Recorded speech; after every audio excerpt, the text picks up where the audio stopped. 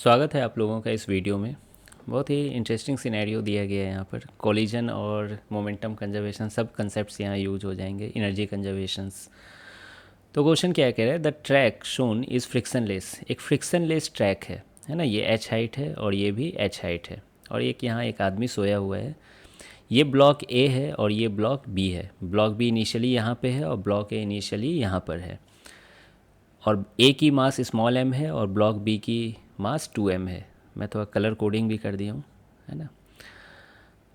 कह रहा है क्या कि ब्लॉक बी रेस्ट पर है और ब्लॉक ए को, है ना, किसी स्पीड के साथ पुश किया जाता है। तो यानी इसको कुछ इनिशियल स्पीड मिल गई है यू हॉरिजॉन्टल डायरेक्शन में। तो ये ऑब्वियसली नीचे आएगा और इससे टकराएगा, ठीक है। और जो टकराया, आगे कहानी है कि वो ए और बी में जो कॉलिजन है वो परफेक्टली इलास्टिक कॉलिजन है। ई की वैल्यू 1 है। काश मास सेम रहता तो नहीं, वेलोसिटी इंटरचेंज कर लेते, लेकिन ऐसा है नहीं। कोई बात नहीं, लिखना पड़ेगा वो सारा इक्वेशन। तो with what velocity should the block A B started to get the sleeping man awakened. मतलब कितने स्पीड के साथ इसको स्टार्ट करें कि ये आदमी को जगाया जा सके। मतलब आदमी कैसे जगाएगा, है ना। तो देखो, वो ब्लॉक बी और ब्लॉक ए आपस में टकराएंगे, है ना। पहले तो ए जब नीचे आएगा तो उसकी कुछ स्पीड हो जाएगी। मैं उस स्पीड को v1 मान लिया हूँ, बढ़ जाएगी ना स्पीड, है ना। क्यों, पोटेंशियल एनर्जी भी तो काइनेटिक एनर्जी में एक्स्ट्रा चेंज हो रही है यहाँ पे, और पहले से भी कुछ काइनेटिक एनर्जी थी। तो v1 बढ़ जाएगी कुछ, वो इससे टकराएगी तो इलास्टिक कॉलिजन होगा। कुछ इसकी स्पीड v2 मान लिया हूँ, इसकी स्पीड v3 मान लिया, तो इसके पास स्पीड आ गई। तो ये स्पीड की वजह से ऊपर चढ़ेगा और इसको जगाना है। मतलब जस्ट यहाँ तक पहुँचना है मुझको, ठीक है। ब्लॉक को जस्ट यहाँ तक पहुँचाना है, सर नहीं फोड़ना है कि ज़्यादा स्पीड से पहुँचा दो, ठीक है। तो यहाँ पर जगाने का सेंस यही है कि ये जो आप यू फेंके वो मिनिमम रहना चाहिए, है ना, ज़्यादा स्पीड नहीं कर देना है, ठीक है। तो फिर ये आदमी जग जाएगा। तो यानी हम लोगों को क्या करना है, यहाँ पर v3 की वैल्यू मैं पहले भी निकाल सकता हूँ, ठीक है। या ऐसा कर लेते हैं एक काम, है ना, पहले इन दोनों को जल्दी से सॉल्व करके निपटा देते हैं, है ना। आप वैसे समझ रहे हो v3 की वैल्यू √2gh होगी, है ना। v1 की वैल्यू क्या होगी, √u² + 2gh होगी, ठीक है। और यहीं से आपको रिलेशन बनाना है, ठीक है। और ये v3 की वैल्यू निकालनी है। तो पहले मैं ये काम कर लेता हूँ, इलास्टिक कॉलिजन जब वो ए यहाँ पर आ चुका होगा, v1 स्पीड होगी, तो दोनों की स्पीड निकाल लेता हूँ मैं। दोनों की क्यों, v3 ही निकालनी है, v2 की मुझे कोई आवश्यकता नहीं है। तो देखिए, पहला मैं लिख रहा हूँ, नेट फोर्स 0 है ना इस कॉलिजन के लिए। तो इनिशियल मोमेंटम एक्स डायरेक्शन में will be equal to final momentum. Initial momentum कितनी है, m × v1 + 0, ठीक है। और फाइनल मोमेंटम कितनी है, m × v2 + 2m × v3, है ना। अब देखिए काट दीजिए, तो v1 इक्वल टू कितना आ गया, v2 + 2v3। तो ये पहला इक्वेशन हो गया, है ना। दूसरा, एक ई का वैल्यू क्या है, v2 - v1 bye u1 - u2। ये एक फार्मूला होता है, आपको याद होगा, relative velocity of separation by relative velocity of approach. तो यहाँ देखिए ई की वैल्यू 1 है, v2, है ना, मैं इसको सेकेंड मान रहा हूँ, इसको फर्स्ट मान रहा हूँ, ठीक है। तो v2 की वैल्यू इत्तेफाक से यहाँ v3 है, ठीक है। इसको मैं 1 मान रहा हूँ, इसको 2 मान रहा हूँ, ठीक है।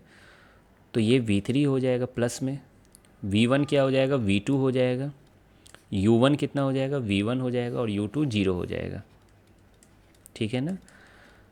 तो यहाँ देखिए v1 इक्वल टू कितना आ गया, v3 - v2। तो ये दो इक्वेशन हो गए यहाँ पे, पहले इक्वेशन और दूसरे इक्वेशन। अब दोनों को सॉल्व करके मुझे v3 निकालना है। तो मैं ऐसा करता हूँ, दोनों को जोड़ देता हूँ, है ना, दोनों को जोड़ देता हूँ, या इसको वापस यहाँ पे लिख देता हूँ आपको दिखाने के लिए, 2v3 + v2, ठीक। जब आप जोड़ेंगे तो -v2 + v2 देख रहे हैं कटता हुआ, 2v3 + v3 कितना हो जाएगा, 3v3 हो जा रहा है, इक्वल टू 2v1 हो जा रहा है। इधर भी तो जोड़ोगे, तो यहाँ से v3 की वैल्यू कितनी आ गई, 2v1, या फिर ऐसा करो v1 की वैल्यू रख लो, v1 की वैल्यू कितनी आ गई, ये कौन आ गया यहाँ पे, या चलो बाद में देखेंगे किसकी आवश्यकता पड़ेगी, है ना। ये रिजल्ट तक हम लोग आ चुके हैं।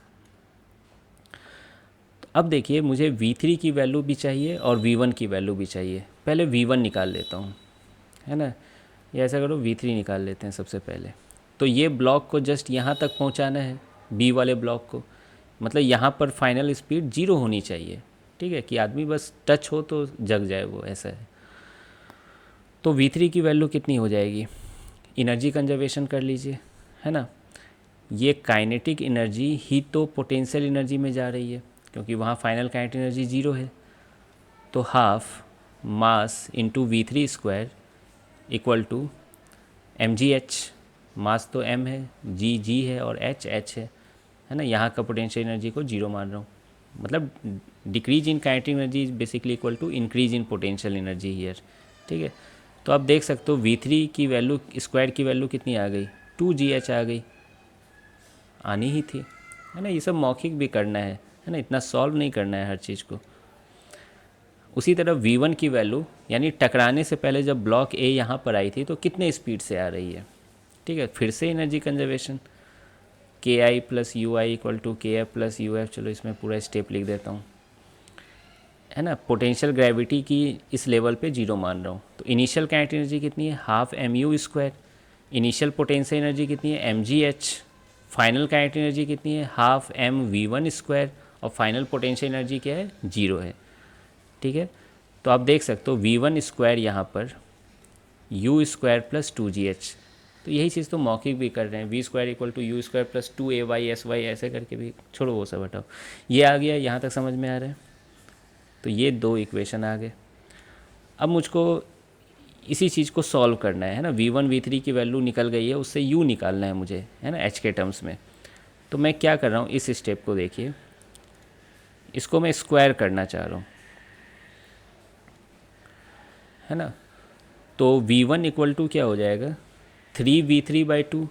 तो V1 स्क्वायर इक्वल टू क्या हो जाएगा, 9/4 V1 V3 स्क्वायर, ये 9 है यहाँ पर। V1 स्क्वायर की वैल्यू कितनी है, u स्क्वायर प्लस 2gh। और V3 स्क्वायर की वैल्यू कितनी है, 2gh है, यहाँ रख दीजिए। तो देखिए आपको दिख रहा है आंसर आता हुआ, u स्क्वायर कितना आ जाएगा, ये 9/2 हो जाएगा, है ना। 2 से 4 कटता है तो 4.5 gh हो जाएगा, 4.5 gh। और ये 2gh इधर आ जाएगा, तो 4.5 माइनस 2 कितना होता है, 2.5 होता है। तो ये 2.5 gh। क्या वक्त आ गया, स्क्वायर को उधर भेज के स्क्वायर रूट कर लेते हैं। तो ये आपका फाइनल आंसर है। तो आई होप कि आपको ये पूरा सिचुएशन समझ में आ गया, सिर्फ कैलकुलेशन करना था, है ना।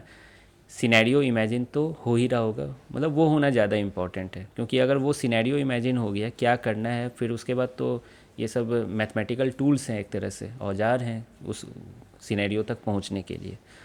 खैर मिलते हैं फिर नेक्स्ट वीडियो में।